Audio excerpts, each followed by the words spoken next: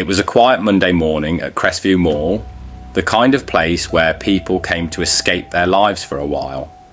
The air smelled like coffee and perfume, and soft music floated through the speakers. At the entrance stood Marcus Bell, the mall's senior security guard. Big build, clean uniform, and an attitude that came with years of thinking he'd seen it all. That's when he saw an older black man walking slowly through the lobby, wearing a faded army jacket, a worn cap, and boots that had seen better days. The man's name was Samuel Carter.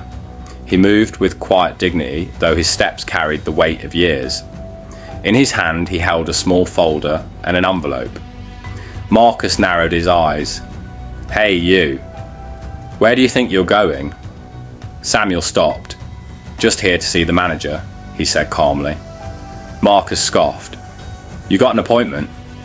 "Not exactly," Samuel replied. "But she's expecting me." Marcus crossed his arms. "Right. And I'm the president." A few people nearby turned to look. Samuel smiled faintly. "Son, I don't want any trouble. I just need a few minutes." Marcus shook his head. "I don't know what scam you're trying to pull, but this mall doesn't need loiterers. You need to leave." Now Samuel's voice stayed steady. "Do you always treat visitors this way?" "I treat people the way they act," Marcus snapped. "Now move it." He grabbed Samuel's arm, and the envelope fell, scattering papers across the floor. One slid near Marcus's boot. He bent to pick it up and froze. On the paper was a military ID. US Army, Colonel Samuel T. Carter, retired. Marcus's grip loosened. His mouth went dry. Samuel turned slowly, calm but disappointed. "Is this the way you protect people, officer?" Marcus stepped back. "Sir, I didn't realise." "No," Samuel said quietly. "You didn't care to realise." A hush fell over the crowd. One woman whispered, he's a colonel." Another murmured, "My brother served under that name."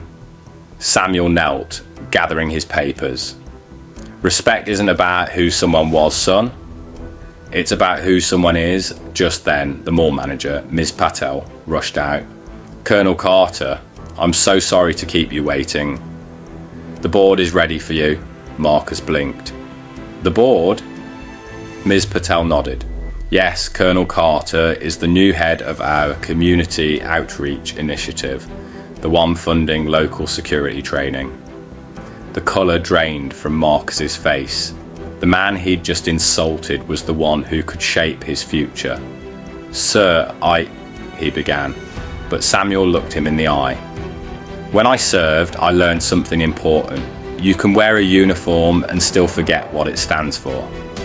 Ms. Patel led Samuel away as Marcus stood frozen, regret sinking deep. A week later, the mall hosted a ceremony honouring veterans. Colonel Carter stood at the podium, voice calm but commanding. "In my years of service, I've seen people judged by their rank, their colour, or their past. But true respect doesn't come from what's on your chest, it comes from what's in your heart." His eyes met Marcus's. "Sometimes the greatest battles we fight aren't on the battlefield," he said. "They're inside us, against pride, prejudice, and ignorance." The room was silent, then erupted in applause. Afterward, Marcus approached him quietly. "Colonel Carter, I want to apologise for how I treated you." "I was wrong," Samuel studied him. "You were," he said. "But learning from it, that's what matters." He handed Marcus a folded letter. "There's an opening in our Veteran Support Division. You'll work with people who know what respect costs. If you're ready to learn, the job's yours." Marcus blinked. "You trust me after what I did?" "Everyone deserves a second chance," Samuel said softly. "I've had mine. Now it's your turn." Months later, Marcus became one of the most dedicated members of the Veterans Programme. He listened more, spoke less, and treated everyone with the respect he once demanded but never gave.